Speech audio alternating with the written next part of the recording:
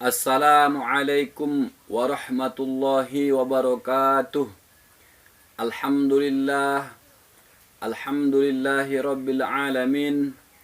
Wassalatu wassalamu ala asyrafil anbiya'i wal mursalin wa ala alihi wa sahbihi ajma'in. Saudara-saudara kaum muslimin rahimakumullah. Baiklah, pada kesempatan kali ini saya ingin menyampaikan 40 hadis mengenai keutamaan Al-Quran. Hadis yang pertama, A'udzubillahi minasyaitonirrajim. Bismillahirrahmanirrahim. An Uthman radhiyallahu anhu. Qala Rasulullah sallallahu alaihi wasallam, khairukum man ta'allama al-Qur'ana wa 'allamahu. Dari Utsman radhiyallahu anhu, Rasulullah sallallahu alaihi wasallam bersabda, sebaik-baik kamu adalah orang yang belajar Al-Quran dan mengajarkannya. Bukhari, Abu Dawud, Tirmizi, Nasa'i, Ibnu Majah. Faedahnya, dalam sebagian besar kitab, hadis ini diriwayatkan dengan menggunakan huruf wa, sebagaimana diterjemahkan di atas. Dan keutamaan yang disebutkan menurut terjemahan di atas diperuntukkan bagi orang yang belajar Al-Quran dan mengajarkannya kepada orang lain. Namun, di dalam beberapa kitab lain, ada yang diriwayatkan dengan menggunakan huruf au, sehingga apabila diterjemahkan akan memiliki arti yang terbaik adalah yang belajar Al-Quran saja atau yang mengajarkan Al-Quran saja. Keduanya akan mendapatkan derajat yang sama. Al-Quran adalah inti agama. Menjaga dan menyebarkannya berarti menegakkan agama. Sehingga sangat jelas keutamaan mempelajari dan mengajarkannya. Walaupun bentuknya berbeda-beda, yang paling sempurna adalah mempelajarinya, dan akan lebih sempurna lagi jika mengetahui maksud dan kandungannya. Dan yang terendah adalah sekedar mempelajari bacaannya saja. Rasulullah Shallallahu Alaihi Wasallam menguatkan hadis di atas dengan sebuah hadis dari Sa'id bin Sulaim radhiyallahu anhu secara mursal bahwa barang siapa mempelajari Al-Quran tetapi ia menganggap bahwa orang lain yang telah diberi kelebihan yang lain lebih utama darinya, berarti ia telah menghina nikmat Allah yang dikaruniakan kepadanya, yaitu taufik untuk mempelajari Al-Quran. Sebagaimana akan diterangkan dalam hadis-hadis lainnya selanjutnya, Al-Quran itu lebih tinggi daripada kalam lainnya, sehingga diyakini bahwa membaca dan mengajarkannya itu lebih utama daripada segalanya. Disebutkan di dalam hadis lainnya oleh Mula Al-Qari rahimahullahu ta'ala anhu, bahwa barang siapa yang menghafal Al-Quran, maka ia telah menyimpan ilmu kenabian di dalam kepalanya. Sahal Tusari rahimahullahu ta'ala anhu berkata, tanda-tanda cinta kepada Allah adalah menanamkan rasa cinta terhadap Al-Quran di dalam hatinya. Diterangkan dalam syarah Al-Ihya bahwa di antara golongan orang yang mendapatkan naungan Arsy Ilahi pada hari kiamat yang penuh ketakutan adalah orang yang mengajarkan Al-Quran kepada anak-anak dan orang yang mempelajari Al-Quran ketika masa kanak-kanak dan selalu menjaganya pada masa tuanya. Hadis kedua, Bismillahirrahmanirrahim.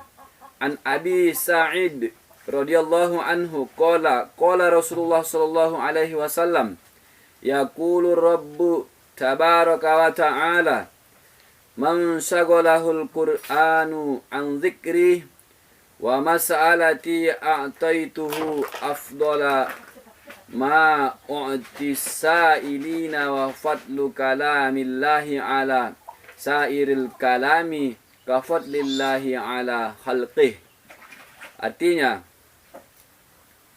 dari Abu Sa'id radhiyallahu anhu, bersabda Rasulullah sallallahu alaihi wasallam, Rabb tabaraka wa ta'ala berfirman, barang siapa disibukkan dengan Al-Quran daripada berzikir dan berdoa kepadaku, kata Allah, niscaya aku beri ia sesuatu yang terbaik, yang aku berikan kepada orang yang meminta kepadaku, dan keutamaan kalamullah terhadap kalam lainnya seperti keutamaan Allah terhadap makhluknya.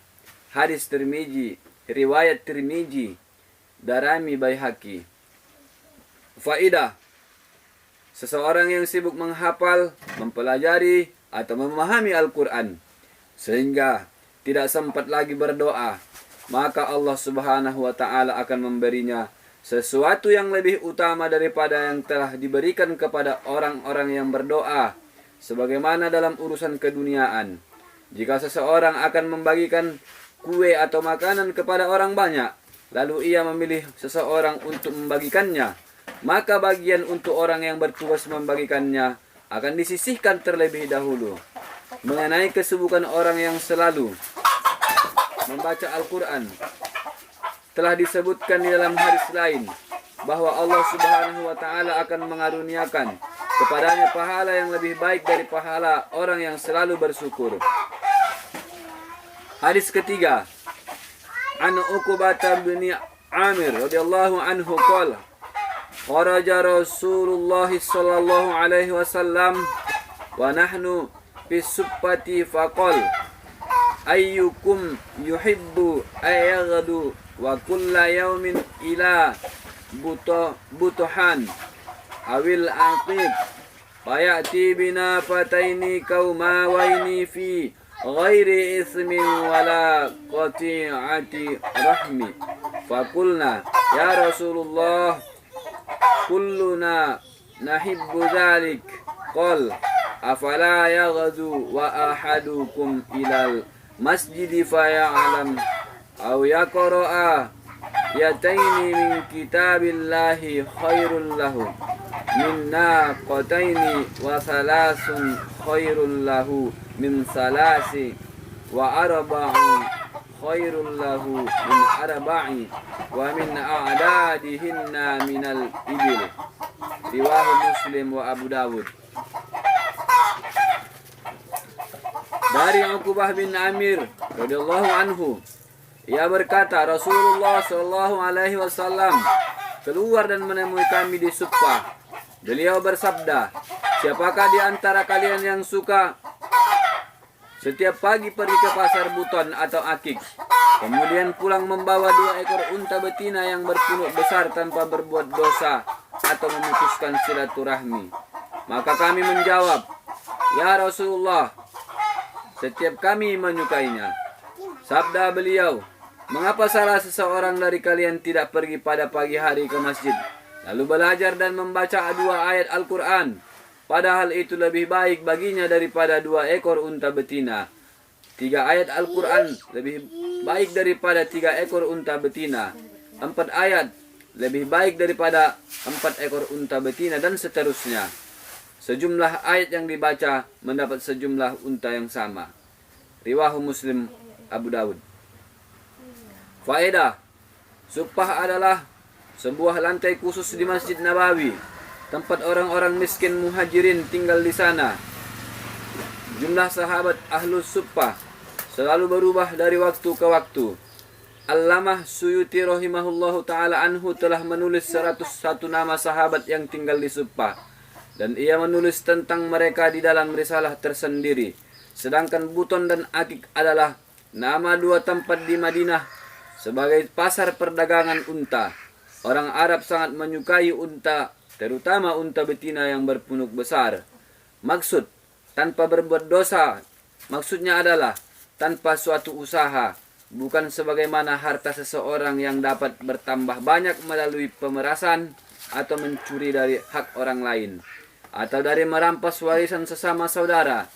Oleh sebab itu, Rasulullah Shallallahu Alaihi Wasallam menafikan semua cara itu, yaitu tanpa bersusah payah sama sekali atau berbuat dosa. Semua orang tentu senang memperolehnya, tetapi disebutkan bahwa mempelajari beberapa ayat Al-Quran itu lebih utama, lebih baik daripada mendapatkan semua itu.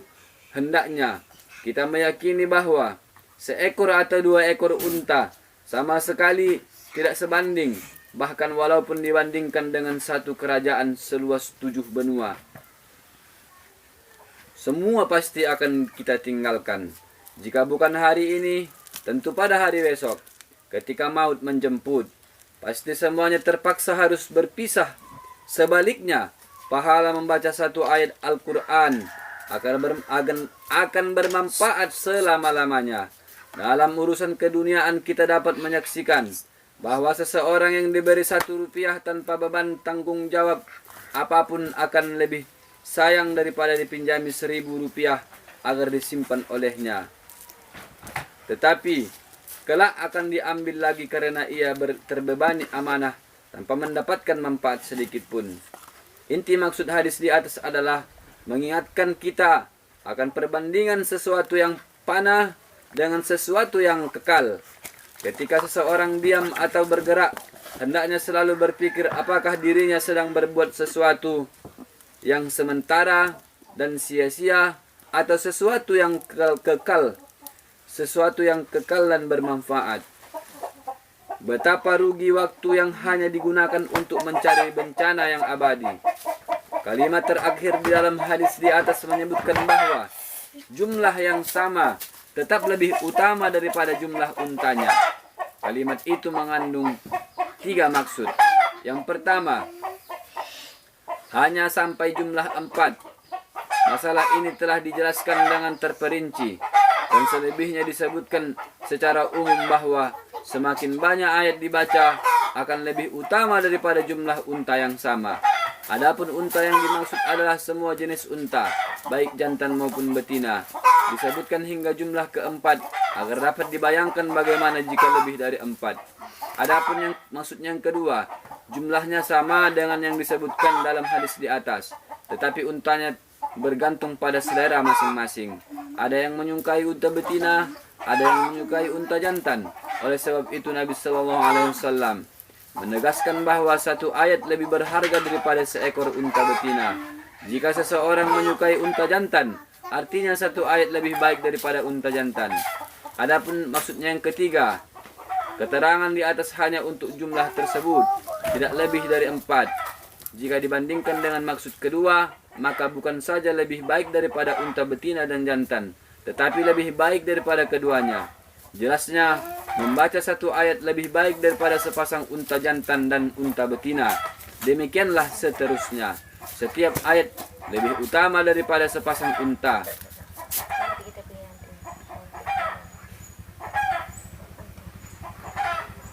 Mula Ali Qori rahimahullahu ta'ala anhu menulis tentang seorang syekh yang sedang bersafar.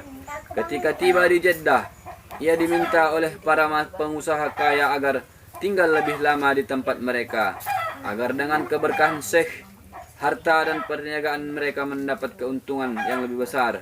Maksudnya, para pelayan syekh juga akan mendapatkan bagian dari keuntungan perniagaannya tersebut. Pada mulanya syekh menolak tawaran mereka, tetapi setelah didesak terus, akhirnya syekh berkata, "Berapakah keuntungan tertinggi dari perniagaan kamu?" Jawab mereka, "Penghasilan kami berbeda. Setidaknya kami bisa mendapatkan keuntungan 2 kali lipat."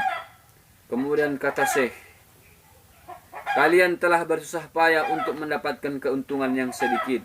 Aku tidak menghendaki sesuatu yang sedikit ini, sehingga harus kehilangan sholatku di Masjidil Haram, yang pahalanya dilipatkan sampai 100.000 kali lipat." Pada hakikatnya, kaum muslimin hendaknya memikirkan betapa mereka telah mengorbankan keuntungan agama demi mendapatkan keuntungan dunia yang sedikit ini. Adapun hadis yang keempat, Anna Aisyah radhiyallahu anha qalat qala Rasulullah sallallahu alaihi wasallam al-mahiru bil Qur'an ma'as safaratil kiramil bararati walladhi yaqra'ul Qur'ana wa yatata'u fihi wa huwa alaihi syakkun lahu ajran. Artinya, dari Aisyah radhiyallahu anha, Rasulullah Shallallahu Alaihi Wasallam bersabda, orang yang ahli di dalam Al-Quran akan bersama para malaikat pencatat yang mulia lagi benar. Dan orang yang terbata-bata membaca Al-Quran serta bersusah payah mempelajarinya, maka baginya pahala 2 kali. Hadis riwayat Bukhari, Muslim, dan Abu Dawud. Faedah yang disebut orang yang ahli di dalam Al-Quran adalah orang yang hafal Al-Quran dan senantiasa membacanya, apalagi dengan memahami arti dan maksudnya. Dan yang dimaksud bersama-sama malaikat adalah yang memindahkan Al-Quran dari Lauhul Mahfuz dan menyampaikannya kepada orang lain melalui bacaannya.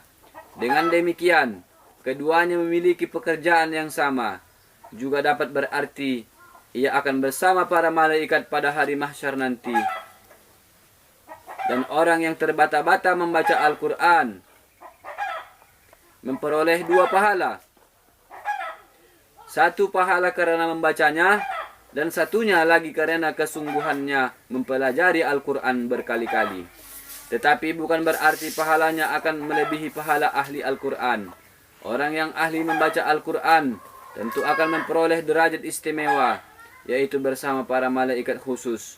Maksud yang sebenarnya bahwa dengan bersusah payah mempelajari Al-Quran akan menghasilkan pahala ganda, sehingga tidak semestinya kita meninggalkan bacaan Al-Quran walaupun menghadapi kesulitan dalam membacanya.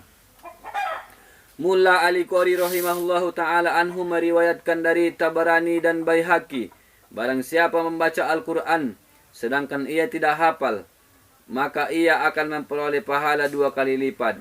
Dan barang siapa benar-benar ingin menghafal Al-Quran tetapi tidak mampu, tetapi ia terus membacanya, maka Allah akan membangkitkannya pada hari mahsyar dengan para hafiz Al-Quran.